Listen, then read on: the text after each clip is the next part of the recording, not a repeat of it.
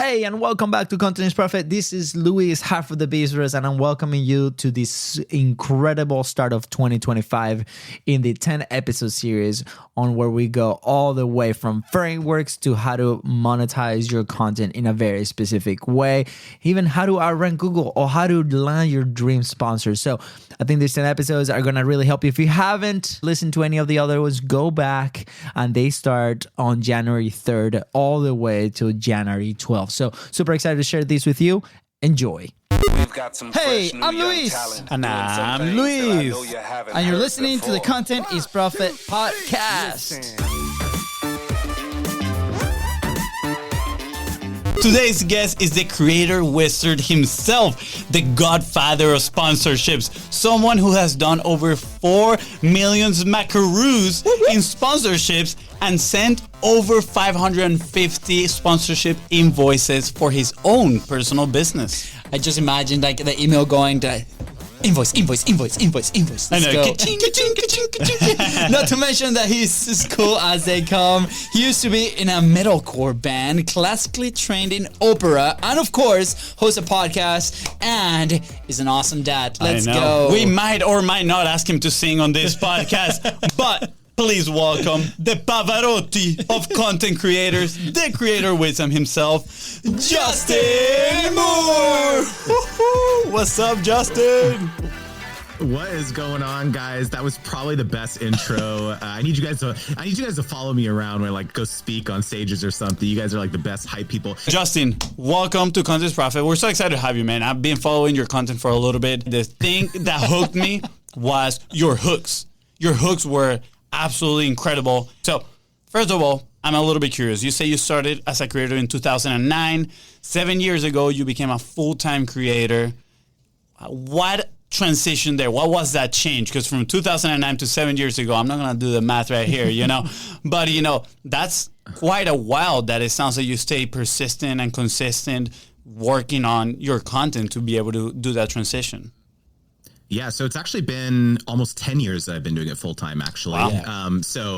Even longer. And my wife has been doing it full time for 12 years. And actually, I give full credit to her because she was actually the one who started her channel, initially her YouTube channel early on. But back in the day, I was in medical devices. I'm actually an engineer by background. And it was actually my wife who started tinkering with uploading videos on YouTube way back in 2009. And I was kind of behind the scenes. I wasn't in front of the camera, but she had kind of tapped me to ask for help when brands started coming and knocking on her door, because initially she had a kind of beauty and cosmetics channel where she was talking about makeup and beauty products, hair care, that kind of thing. And back in the day, brands were not really paying influencers, creators. It was like, hey, here's this free, hair curler or like blow dryer or something. And she was like, yes, this is amazing. It's like, because we were super, like we were young, we didn't have a ton of money. And so like free stuff was amazing. Right. And so it was when that first brand offered to compensate her. That was when we were like, whoa, hold on a second here. This is crazy. Like they are offering to actually pay her money to talk about their brand on her channel. And so that's when I was like, by this time I was like getting my MBA at night. And so I was like, Mr. MBA, I can read this contract. Let me help negotiate this. And all this. I have no idea what we were doing. Right. And not only did we not have any idea what we were doing, but no one in our life, our friends, our family, we didn't know anyone else who was really doing this. Back, this was 2009 or by this time, probably 2010, 2011. And so we just bumbled our way through it, guys. Like we made every mistake in the book. $100? Yeah, that sounds like a good amount. 200, $500? Yeah, sure. It sounds good, right? Sign away broadcast TV rights. Like literally this happened. We turned on the TV one day and we saw my wife was in a commercial, like a TV commercial. And we looked at each other like, did we grant the brand the rights to do that? Looked at the contract. Sure enough, and this was for free stuff. This is not even for money. Right. And so honestly, like this is really, we learned everything trial by fire, just like making every mistake in the book.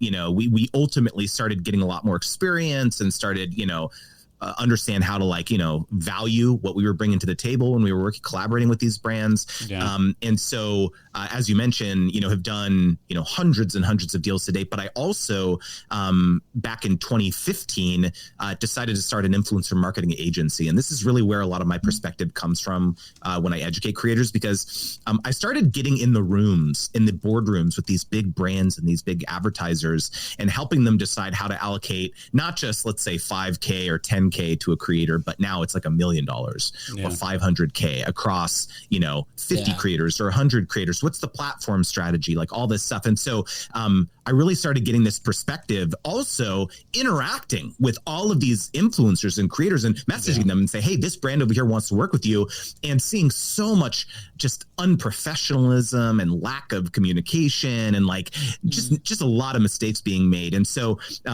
these are the two kind of Jekyll and Hydes of my personality. I've been a creator in the trenches for many years, but also have been in, ran an agency for many years. And so this is, we can talk about the education stuff, but like, this is really what my perspective comes from is seeing all the mistakes that were being made. Very, very interesting. I feel like you're, one of those unique specimens that have the business skills, to negotiate, but at the same time, you are extremely creative and you can do all that side as well on the creative side of things, which is, I feel, is a rare sight. You don't really come across many creators that are extremely passionate about the business side of things. Yeah, and I'm really handsome and humble. So it's like, that's perfect. There we go. Perfect trifecta. Yeah. Perfect trifecta. I can only imagine your wife and yes, that's right. That's the man I married. Man, I pray for days where I can have this confidence. I just get a big eye roll from Katie. Every time I say that, she keeps saying, "But you are not funny." Well, guess what, Katie? We're laughing here. But just say, that's an incredible story, right? And for a lot of people, in our studio, they come in, right? And the first thing that they ask, obviously, they're interested to produce a podcast, and they're asking these questions is like, how do we monetize, right? And obviously, on our side, our business, the core business is a production agency. We have a fractional content team that comes in, so immediately our podcast, when we launched it, was directly related to that. We're actually going to talk to the decision makers. We're going to create content around that, but at the same time, it's a direct line to that conversation that can bring an opportunity, right? But then, we have a huge variety of shows that come here, and they might not be a fit for a business conversation on the back end, for example, right? They might not be an interview show or a conversation show, and it can be very, very intimidating, right? So like a cool case study that we have here is like this religious podcast from Dennis, right? And he set it up as a nonprofit organization. He went out after his friends in the church, and the church is financing the whole podcasting, and this whole thing kind of continues to grow and grow. It's very exciting, but for him it was like a very specific thing. And before him, I honestly had no idea. We've never dealt with sponsorships before the network came along, and even with the network, we don't have those conversations. So what are to diminish that overwhelm that a lot of creators might have initially, right? It's like, what are the first steps, the first 3 steps that people can start looking into when tackling things like this?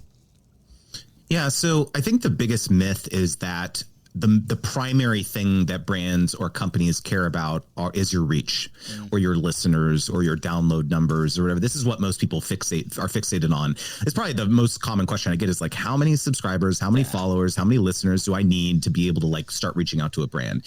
And I'll just say right out the gates is BS. Like there are a lot of brands that, yes, there are some brands that care about that.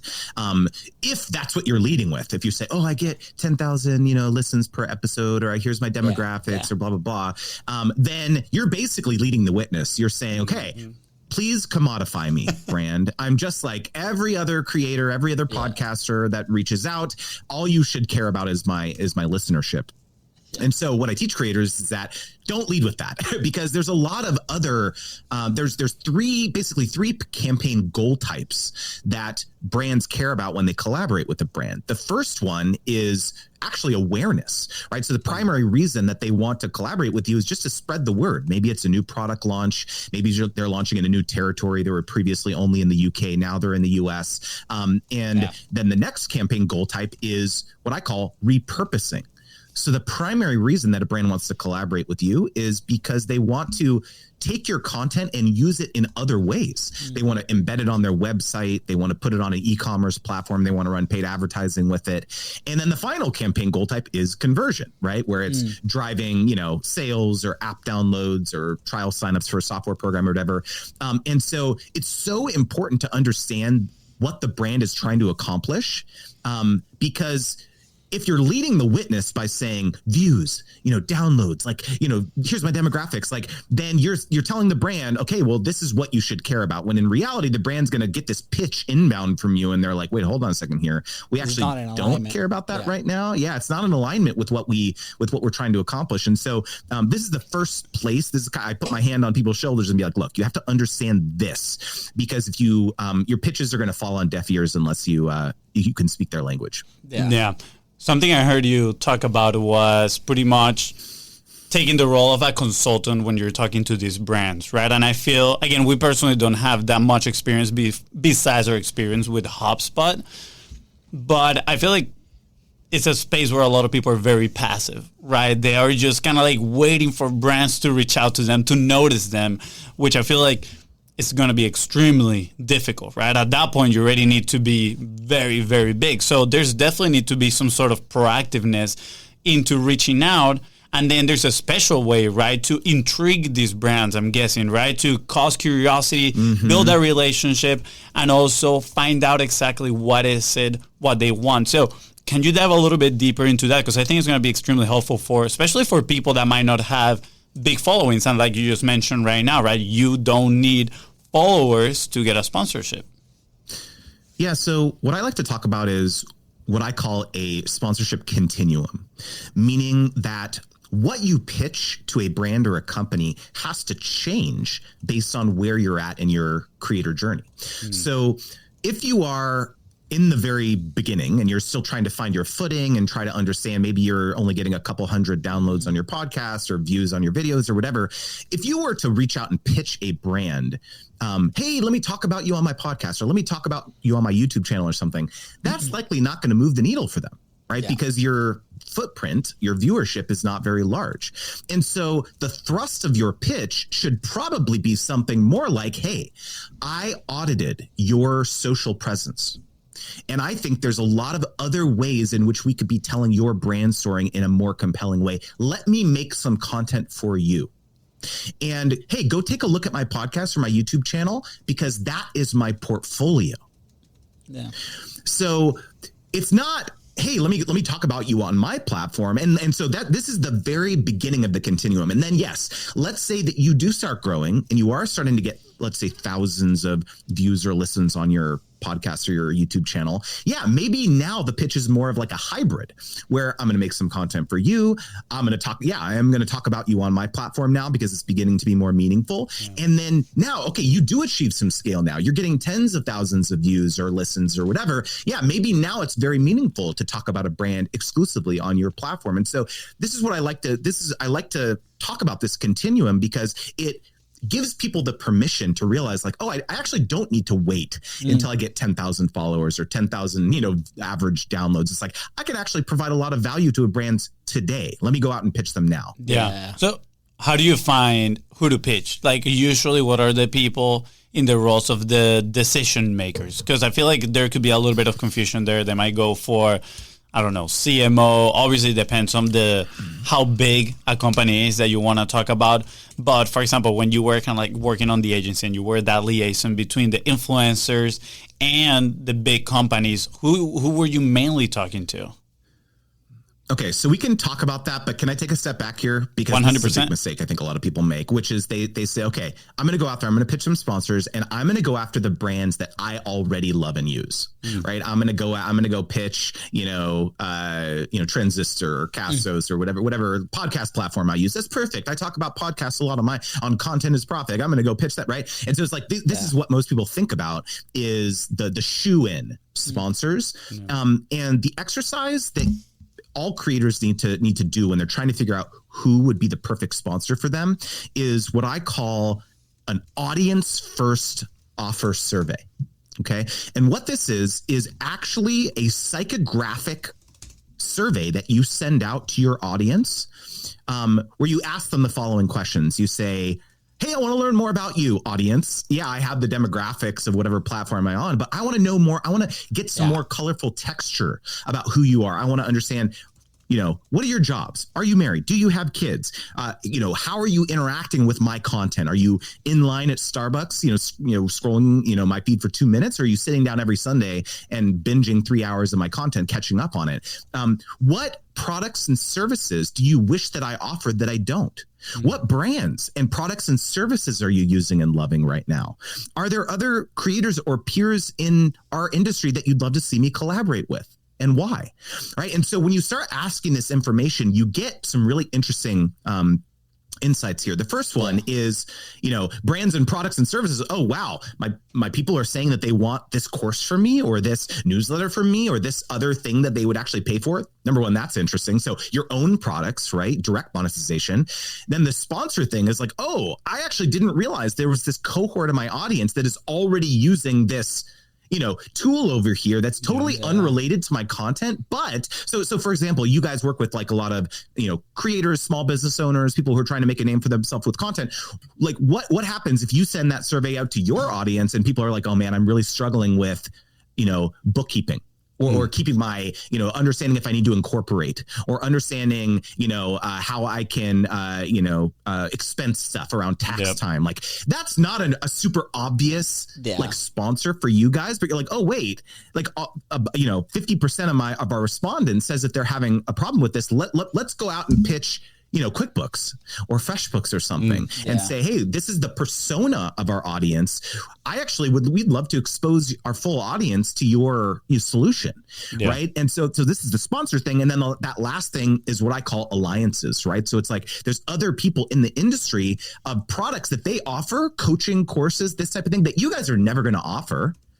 Right. But it actually serves your audience. And so this whole kind of audience first offers mindset is so critical because now you have a holistic picture of how you can actually serve your audience. And so this is the best way to figure out what types of sponsors to pitch because it's not about you. It's about your audience. I'm in awe and I love this because I remember being in a conference and there was a speaker on stage once and they built this incredible company mainly for women and their entire product offering. Their one rule was we have to ask our audience first before we actually go develop the thing. And I think they sold for 100 million after, a few years of executing this. But they were like, if our audience is not asking for it, we're not going to build it or create it or whatever. And it was a light bulb moment for me at that point. We were like, well, it actually makes so much sense, right? Trying to push this thing that maybe, because, we're in the weeds or we're creating it or we experience it every single day doesn't mean that the people that might listen to our message might be having that same problem, and it, like you said, like same with the business, but also you don't have to do it, right? There's other companies that you can tag team this and put it together. So I love this. It's a similar approach. And now in my head, everything is kind of coming together, right? It's like basically, it's what HubSpot is doing, with us, the community, the people that we help, right? They obviously are a tech company and they want their message to be heard and hopefully provide a solution for the people that are listening and interacting with us. Yeah. Now, following on that, right? Like, let's say you do your survey, you identify the problems, you're like, perfect. Like, I have this list of people that I can reach out to. How do you then catalog your value as a creator, right? Because obviously a lot of people, like their first thing is like, well, if they want to go full-time creator, like I want to make a living out of this, right? Obviously, you might have your own bills, your own thing, your own targets on how much do you need every single month, every single year, but also as a business, right? How do you then value that, right? And then have that conversation with maybe brands that might be more experienced than you at that point of having these conversations. Yeah. So, Fonzie, I am going to get back to your question around who do you reach out to and stuff like that. I promise. It's okay if you don't. We can just ignore Fonzie. Yeah. Okay. Let me just use the sound. Yes. No, thank you, Justin. I will be clipping this and sending it to his wife. That's it. Okay. So, I have a really simple exercise about this to kind of give yourself permission to take the pressure off, because it's not about you. That's what I want everyone to hear. It's not about you when it comes to reaching out and pitching a brand. A lot of people get into this imposter syndrome state because they think, oh, I have to do this dog and pony show to convince a brand or a company that I'm worthy of their, collaboration or their money or whatever. And it has nothing to do with you. It has, what it has everything to do with? Helping the brand accomplish their business objectives. That's it. And so your task now becomes, instead of doing the dog and pony show, is research. What are they posting on social media? What does it seem like is important to them? Go and look up their VP of marketing or the people on their marketing, team on LinkedIn. What are they posting on LinkedIn? What kind of press releases are they sending out? Let's go look at their job board and see what types of positions they're recruiting for. Oh, they're looking for a social media manager or a content marketing person. That's interesting. Let me look at what they're looking for that person to do. Yeah. And then you use that to develop this colorful picture of what it seems like they're trying to accomplish in 2024 or 2025 or whatever it is. And so when you reach out to them and say, hey, I would love to collaborate with you, instead of saying like, oh, my name is Justin, I get this many views on my videos or listens on my podcast, I've got this demographics, that's an instant delete on that email because the brand doesn't know who you are. They don't care. Yeah. They just ghosted you or rejected you. But if you instead say, hey, I saw that you are trying to, spread awareness of this new feature on your product based on this, fireside chat that I heard your VP of marketing talking about at South by Southwest. I also am talking about that with my audience. Here's a link to exactly where I illustrate that my audience has affinity for this goal that you have. I would love to help spread the word about this in the following ways. I can do 10 podcast ad reads. I can do some TikToks. I can do some YouTube videos. I can give you the rights to repurpose that content for 3 months. Are you free on Thursday at 10 a.m. to talk about it? Right. And so it's no longer about you. It's about saying, hey, I saw that you're trying to do this. It's a positioning exercise. You have this problem, brand. Sponsoring me will help you solve that problem. So it's this real unlock for a lot of people when they realize that, wow, it's actually very easy to illustrate the value that I can have. Because the other brilliant thing about this is that brands and companies don't have buckets of piles of money laying around to pay and sponsor random creators or influencers that reach out. You know what they do have money for? Their own initiatives. They have budgets for their own initiatives. So that's the whole unlock here, is like realizing that it's not complicated. You just have to do a little bit of sleuthing. Yeah, absolutely. I think you're going to answer my question in there as well by, going and searching for the VPs, like what are some of the positions that they're looking for and whatnot. But just to confirm, are those mainly the people you kind of like search to talk to? So yes and no. So the titles change depending on the scale of the organization, right? So if it's a small mom and pop shop and there's 10 employees there, you look it up on LinkedIn, there's probably only going to be one marketing person at that company. The head of marketing or the director of marketing, that's probably the person doing all the things. But as a company gets larger, then they start to, develop different, competencies within compartmentalizing. They're siloed across different departments. So a lot of, especially consumer brands and even B2B companies now have influencer marketing managers or partnership marketing managers, right? And so those are the types of titles that you'd want to target. But then once you get very large and you get to a certain level of scale, now the company probably hires an agency, a PR agency, maybe even a media agency, influencer marketing agency to handle a lot of these types of activations, especially if it's a large part of their marketing strategy. And so, it does definitely change depending on the scale of the organization, but that's kind of how I think about it. Yeah. So I heard you talk about kind of like a hybrid model, right? Of that being your favorite, meaning the company pays you some sort of base compensation, right, for the work that you're putting in, as well as maybe some affiliate deals, through the conversions that you might be getting for that brand. Now, I want to add this to this question. I have this hypothesis, right, for a while, and I think you're the perfect person to throw it out there, kind of like spaghetti to a wall, see if it sticks, All right. I called it the growth partnership. Well, actually, I gotta work on the name clearly. I thought I had a third word in there. Let's workshop it. But let's workshop on that. But the hypothesis pretty much, and this came actually when we were at Podcast Movement, right? And we saw a lot of brands out there, and we saw a lot of people talking, and I was like, you know what, for somebody that might not have a big social media audience, but we want to grow that audience, right? There's obviously multiple ways, collaborations, but we also want to get sponsorships. So is there a way to potentially get them, sell them on the awareness, get them to pay for the ad budget in a sense, right? And then it's a win-win situation because we're creating content for them, putting money behind it to reach new audiences. And those new audiences are, getting awareness on the brand and then following as well us as creators. And hopefully on that, we get a cut maybe for, that base payment that you could say. And when you talked about the hybrid model, my mind went to this idea that I had a while back. Have you seen anything like that done before? Maybe there's a better way, right, that you've experienced throughout your years.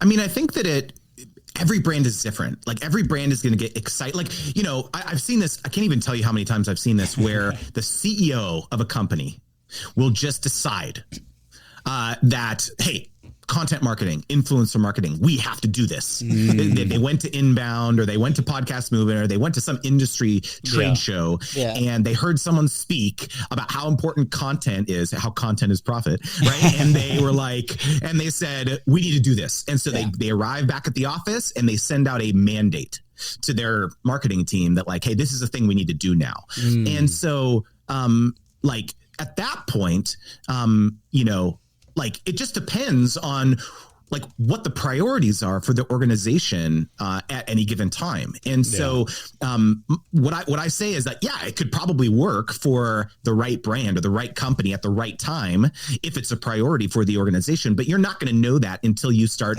becoming a detective. So when you start doing the research and you see what's going on, you hear them speak or you hear something, and then when you get your foot in the door and you're on an initial discovery call with that company and you start asking these questions, what's your content strategy, brand? What's your, partnership or influencer strategy? What's your, right? And you just kind of start pulling this thread rather than sitting up there and talking about you and having it be this big ego stroke. You check that at the door and you say, tell me, like, let's make this a discovery. You tell me everything that I need to know. And then your solution is going to be bespoke for every brand. So one brand that you have a call with may say, oh, we just want to be featured on your podcast. Yeah, we just want that awareness. Another brand may say, oh, we have no idea what we're doing. We really wanted our podcast for ourselves, for our business. We want to do this. We want to stand up our YouTube channel. We want to do this. Can you do that too? They may not even want to be featured on your podcast, right? Because that's not their goal. And so I really try to pound this into people's heads that it's not about you. It's not about just like, oh yeah, I'm going to put this into my my ad inventory. No, it's like you have to serve the brand depending on what their goals are, because that's how you're going to make so much more money. This is how you're going to make 10 times the amount of money on your sponsorship strategy when you stop thinking about it as just inventory. I love it. I like that point of view. I love that you keep coming back to that. It's kind of that principle, right? It's not about you. It's about them. This is step number one, right? Immediately my mind went kind of to this thought process of, well, what if you create this playbook or different type of playbooks that you could present to organizations depending on the type of problems that they have and they're considering, right? So if you talk to somebody, you take that role of a detective and they do say, well, we do have an awareness challenge and, we're looking for people, spread awareness, we have a budget. You're like, oh, cool. Then here is the growth partnership model. All right, we'll work on that, right? And then you're like, hey, look, maybe that is an option, that we can do. But now you're tying that solution after being the detective first. I like that. 100%, and this is what will happen is that you will start developing this private repository of proposals that you just kind of cut and paste the right slides depending on what the brand's problem is, right? And so rather than sending out a partnership deck that's like this boilerplate media kit or whatever, like, here you go, this is like how we work with every brand, pick option A, B, C, D, E. No, it's like, this is the customized solution based on what you told me. Like one thing I talk about in my Brand Deal Wizard program is like developing these proposals where the first slide is what we heard. These are the goals that you said you have. Goal 1, goal 2, goal 3, goal 4. And you go through the proposal and you're literally tying everything that you're proposing to their goals. So they said, oh, you said awareness or content marketing is your goal. Well, package 1, that's going to be the package that you want to pick if that's the goal that you want to accomplish. Yep. And because now, rather than being like, which sponsorship package do you want to pick?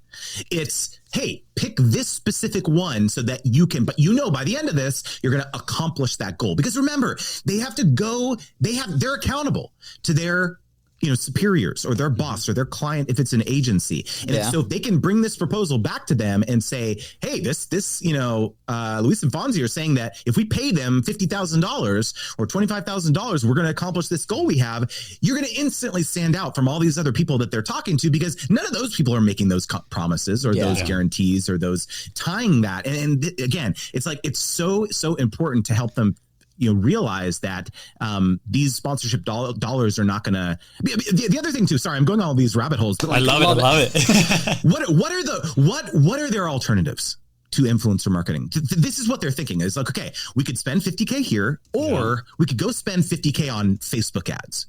And we know that, if we spend, $10K on Facebook ads, we know that the return on ad spend to that for the last 5 years has been 2 or 3x. Something, right? We know that, right? Yeah. And so they're thinking about the same thing here. They're thinking, okay, well, why should we spend 25 or 50K on this partnership here? We don't have that same level of certainty with that spend. And so your goal should be helping them understand, no, you actually do have that certainty here. It's different because there's content at play that's not free. Like there's a lot of different aspects here, but like you can have the same level of goal certainty, through partnerships. Yeah. Yeah. I love that at the base of everything is serving, right? At the end of the day, serving, education at the end of the day. I mean, nobody knows your content better than you. That's the other thing, right? Like sometimes, as creators, you're creating your thing. You've done it for a bunch of time. The people that follow you, you have these conversations every single day. And it's also, trusting yourself that you can actually go ahead and have that conversation. And then when the focus shifts on like, actually, here's how we can help you with your specific problems. I love it. I mean, for us personally on the business side, everything changed once we started listening to that, right? Like before the content fractional team agency that we started, we had 7 different things, right? And we like, undo this and do that. And I think going back, as you were explaining it, that was like a similar process that we did, right? We have these very customizable offers as an agency or a service or freelancers at the time, right? And then they'll be like, okay, this is the specific one for you. And then we're like, oh, we charge way too little for that. And then the next time we'll be like, okay, we raise the price, right? And then we did it again. And then we did it again. And then out of the 7 options, we landed in like the one that most people were like after, right? And then that evolved into the different things. So I'm going through my head this process. Sponsorship is very similar at the end of the day, right? And it focuses on serving that client or partner or brand that you're talking to. I love this. In my head, is simplifying the process, and I'm hoping by walking through this, a lot of people listening today are going through the same process if they have a business or if they have a product or a situation that they've done similar things.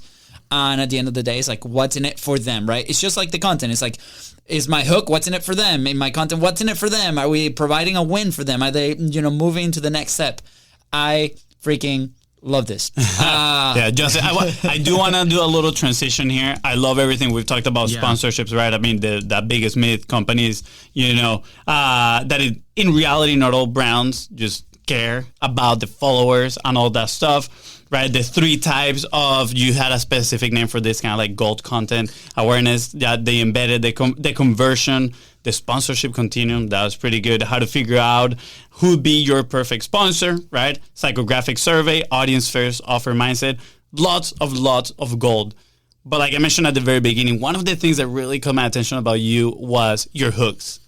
Man, you are good. Your hooks are amazing. And, something that I've learned from Ali Abdal was, he says he spends an asymmetric amount of effort throughout the production of his content, meaning the parts that usually get the most views, he's going to invest the most effort in, which is usually the first couple of seconds, right? And the title, the thumbnail, the first 30 seconds, 1 minute, the hook. And let me tell you, I can tell nowadays who are going to be the creators as soon as I start watching their latest, content, I'm like, this creator is gonna keep rising through the ranks because of their hook and the amount of effort and intention that they put into the beginning of their videos. You are one of those, my friend, and I'm excited to learn more about.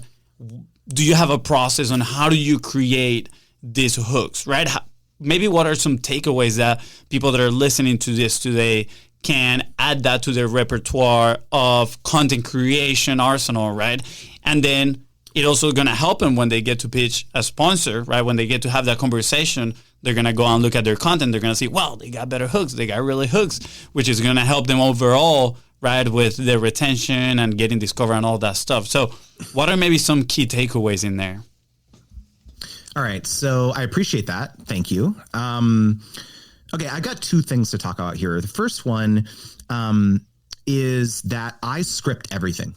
Like I have when I do live streams and stuff like that, obviously I can't script that, but like all of my long form content, all my short form content, I heavily script it because I think that it's I know myself, and if I sit down in front of a camera, I'm just going to start rambling, and I'm not, I want to eliminate as much fluff as possible. And I want to make sure that I'm able to deliver the message that I'm able to in the shortest amount of time.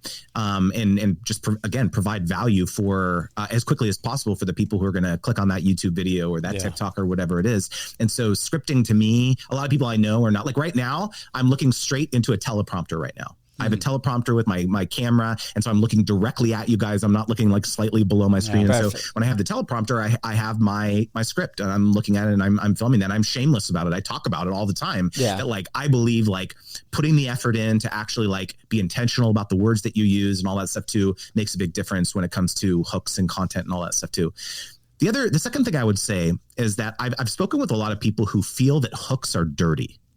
They feel as though I don't want to do all that, try to be, clickbait or say something crazy just to pull someone in. And the way that I've always looked at it is that, no, it's actually my goal at the end of the day is impact, is service. I want to help people learn about sponsorships. And so if that means that I have to get through the tough exterior that people have, or the doubt, the disbelief that they have around this, if a hook is going to help me cut through that, I'm going to play that game all day long. And so for people who are feeling as though I don't want to play that game, I don't want to do, the short form content TikTok, I don't want to dance on the internet. I don't want to do all that. It's come on, get over yourself. If you want to have impact, this is what you have to do. If your audience is responding to that type of content, figure out creative ways to get through to them. And so I just think that not taking yourself too serious. And that's the other thing, I just do not take myself seriously. I am the most, I'll be honest. When I started my content journey, I very much did feel like I needed to be professional and buttoned up and talk a little bit more formally. If you go back and look at some of the earliest videos on my Creator Wizard channel, I'm super formal, and I'm sitting there and this type of thing. Right. And now I'm just crazy. I'm filming the B-roll with my cats and just being weird. And this, I think people just resonate with just being uniquely you. Yeah, absolutely. It acts as a magnet, right? For the people that you really want to attract. And, we obviously deal with a lot of people that are maybe at that uptight phase in their content creation. Might be the first time that actually in front of a camera, we've have to sit down with them a couple of times, hey, let's do this again, and let's do it this way, and take a deep breath, let's go walk, think about something nice, and all these things to get them through to be more them, right? And I remember for us that was very similar, and it got to a moment where we're we call it the screw it moment, where we're screw it, what it is what it is, we didn't do the hair, we have a hoodie, we'll jump in here, we'll do it. And that was the moment where we unlocked consistency, right? Because we just removed a ton of mental weight that we had, and we knew by conquering consistency, then we can start getting better, right? Because you put in the reps and you do that, and obviously you've done it for many years, right? So now you have your style. You could, for flow, you can jump on this interview and be like, hey, let's talk about all this, right? But I'm with you, right? It's identifying those friction points in your own process and be like, okay, how can I remove it so I can actually go and operate? You mentioned the teleprompter, right? That's a tool that maybe a lot of people might be starting thinking. And I know that a lot of people are thinking, if I use a teleprompter, I do not know my topic enough. I'm like, it's not about that, right? It's about so many other things. It's like looking at your audience in the eye, right? It's about, I'm talking to them and not with somebody else. And what you mentioned, like a little bit lower. Those are details that matter when you get to, the level that you are at the moment. So I appreciate you being transparent with all this. I will say, yeah. Oh, sorry. Go ahead, Justin. Yeah, no, I just wanted to bookend that with one thing. I got off stage. I was speaking at a conference recently, and someone asked me, how do you seem so natural on stage? How are you able to tell these stories and just be very kind of on the fly? And it seems as though it's kind of supernatural for you. And no one had ever asked me that before. And so I thought about it, and I think if there was a single piece of advice that I could give to anyone about being more natural on camera, was live stream. I've been live streaming every single week for about 3 years now. And that is a very unique skill set where I'm not like you guys where I don't have someone to talk to. I don't have a co-host. I feel the same way, Justin. Wait, you don't use your cats as co-hosts? Wait, it's not that.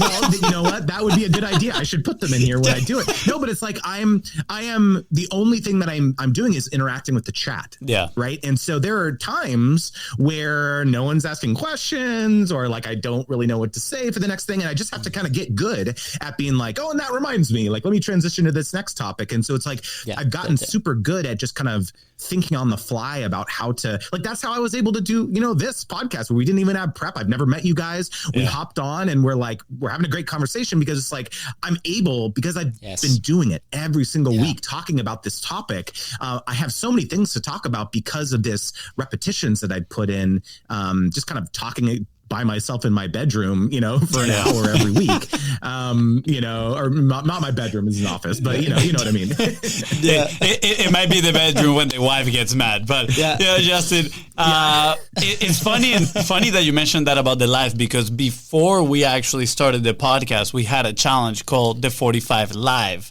And it came out from necessity, right? And at the same time, we were kind of doing the 75 hard. So we're like, all right, how do we stay consistent? And, we got the inspiration from 75 hard to, hey, let's do a challenge. And we created the 45 Live, which was go live for 45 days in a row. And it was internal. It was just me and Fonzie. Yeah, just the two of us. Just us. And that actually kickstarted a lot of things. It kickstarted the podcast.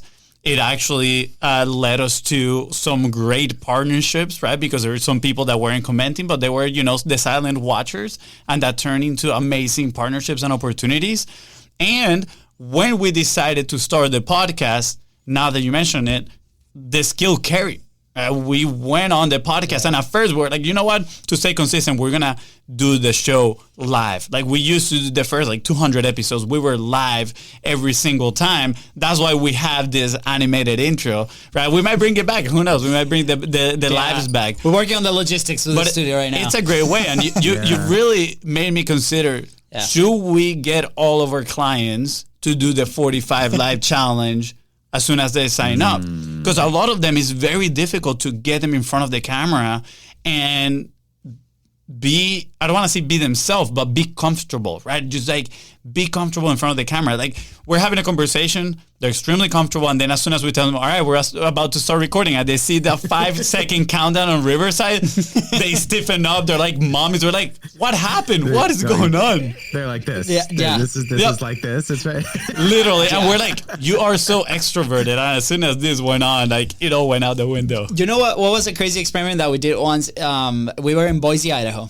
And we were in this coffee shop, and we decided that trip that we were gonna vlog the experience, right? Or I decided that we're gonna vlog that experience. Fonzie was like, whatever, you do whatever you want to do. But we were running the show. I think it was 300 plus episodes at the time, live, right? With people coming in and out, the experience. And I remember the first, we're recording on a coffee shop, and then we go to a gas station next door, and we're going to record the interaction inside of the gas station. We have the camera in front of my face. And I remember feeling the same way I felt before our first ever interview on the podcast. And in my head, I was like, we've done this 400 plus times plus the 45 live, but I'm in a public space with like people that I don't know with this camera in front of my face. And I remember starting to talk to the camera, and then this manager came in like, "You guys can be recording here." And we're like, I totally freaked out. And I remember, we did an episode on this on feeling that way, and it was a really great exercise to be like, wow, I identify now again. I went back to that place.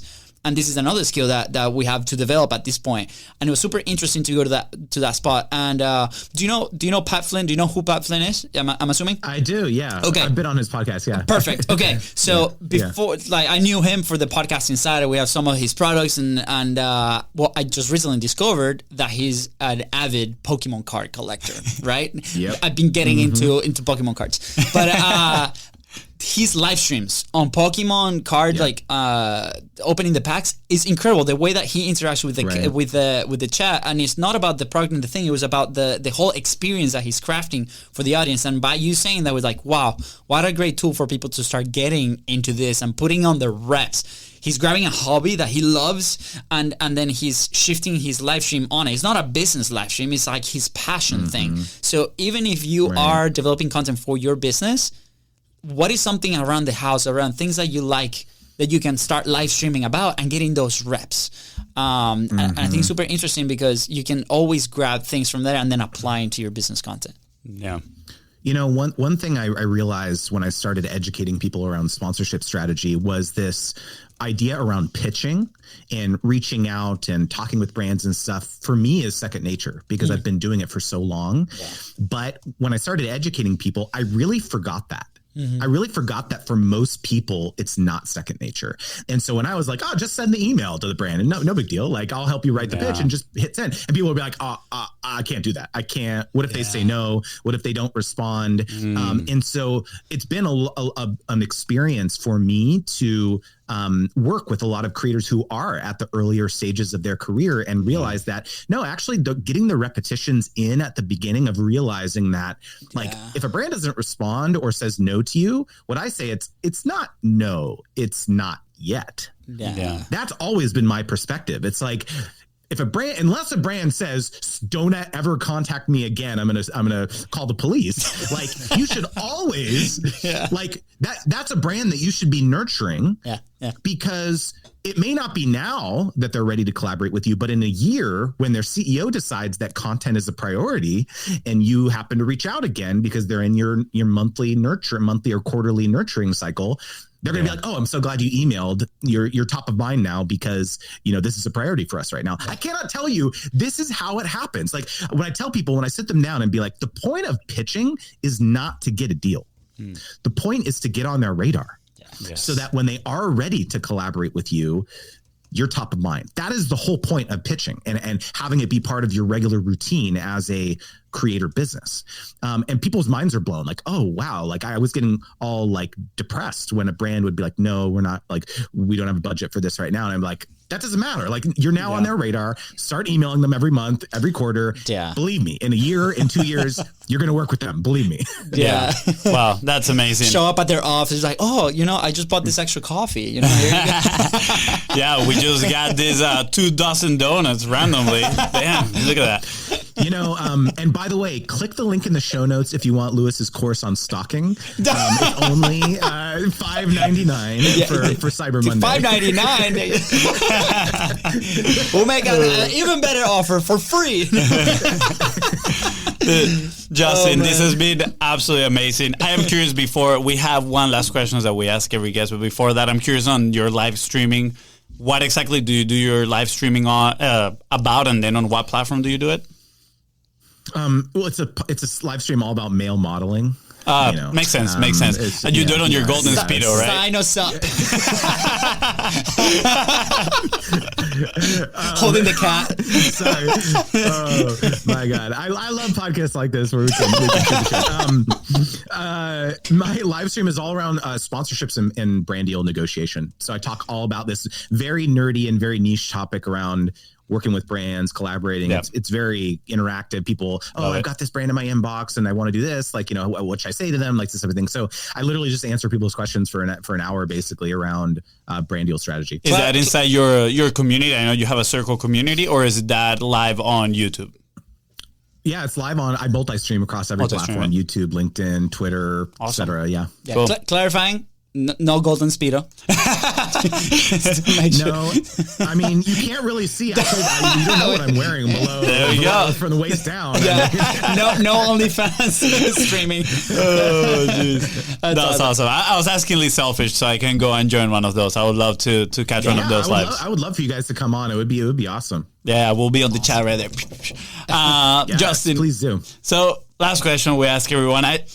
Usually we ask two, but the reason I'm not asking for the action points is because I think this episode is packed with action points, things that you guys can do to move one step closer towards getting that sponsorship for, whatever medium it is that you guys are publishing on.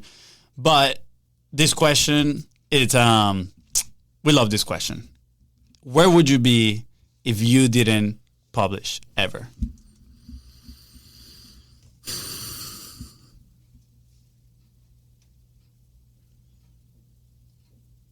I think I would still be working in medical devices as an engineer. I don't think that I would be, and actually, I would be there if it were not for my wife. If it were not for my wife having the courage to hit publish on her first YouTube video, because I learned a lot of what it takes to actually have the perseverance to create content from her, and so I attribute a lot of my success to her. That's awesome. That's awesome. Thanks for sharing. Hopefully that helps somebody that's about to hit publish, to go actually publish it. Yeah. Justin, it's been an absolute pleasure, man. Thanks for coming on. Fonzie has been talking nonstop about your tweets and the things, and it's such an incredible resource, right? We're gonna keep this episode not only public but also as a reference for everybody that comes here into the studio that has that question. Be like, hey, this is what you need to consume, learn a little bit more, meet Justin, and hopefully this is the start of a really cool relationship, man. Yeah. So super honored to have you. Yeah. How can people connect 100%. And stay in touch with you? Yeah, sure. So probably the best way is my weekly newsletter, creatorwizard.com/join. Probably the main reason you want to join is because I send you paid sponsorship opportunities for free on a silver platter. I'd be like, hey, these are brands that are currently actively trying to find creators to collaborate with. And so that it's actually a 4 times weekly newsletter. So my newsletter is like one of the biggest parts of my business. Actually, I love, being able to send videos and podcasts and all sorts of stuff. I have my own podcast we didn't even talk about where it's called Creator Debates, where every episode pits 2 high-profile creators against each other. It's so good. A topic it's in the so good. Yeah. Thank you, man. I appreciate it. Yeah. So yeah, creatorwizard.com/join is the best way to find out everything that's going on in my universe. Yeah, we're going to have to bring you back just to talk exclusive podcasting, because I know you also have you started your podcast through some sort of realization there with the ads loss and all that stuff that I think is pretty interesting. But Justin, man, thank you so much for coming. I want to encourage everybody, obviously, listening to join the newsletter. Incredible value. You're going to learn a lot from Justin. Follow him on YouTube, on Twitter. He is extremely active in all those platforms. Maybe you even want to check out his YouTube channel with his wife, right? April Justin TV. You're going to see him dress up as a Boy Scout, which is pretty cool, let me tell you. I am an Eagle Scout. Eagle Scout. There you go. All these things that people don't know about me. Yeah. Let's go. I know that's awesome. That channel is where you go to learn the secrets. Well, I mean, that's under the Eagle Scout uniform was the Golden Speedo. It has to be there always. It has to be. Bring it full circle there. There we go. Jesse, anything else you want to add before we head out? Yeah, if I could just give one parting note of encouragement, like I'm just gonna cue the Rocky music or like the encouraging motivational soundtrack, is just like, you can do this. Like, sponsorships, I believe, is for everyone. Like, it doesn't matter what size you are, what niche you're in. It doesn't matter if you've never done it before. There exist brands and companies out there that you can capably serve, and you can actually make a lot of money doing this. If you're thinking that, how much could I really make $25 CPM on a podcast? No. It's not about CPM. It's not about, this couple $100 this brand is like throwing your way. No, you can actually make, like you mentioned at the top, my wife and I have made $4 million in sponsorships in the last decade plus. And so like it can be a very, very huge, have a very huge impact on your life and your business. So give it a shot. I love it. That's awesome. This episode has been full of what we call golden boulders, just like golden nuggets, just way bigger. That was absolutely amazing, Justin. Thank you so much. With that said, guys, thank you so much for tuning to the Contents Profit Podcast. Go ahead and follow the show in your favorite podcasting platform and on social media at BizBrosCo. That is Ryan. If Justin here help you move one step closer towards closing that sponsorship deal, please make sure you share this episode and leave a 5-star review. See ya. Bye, guys.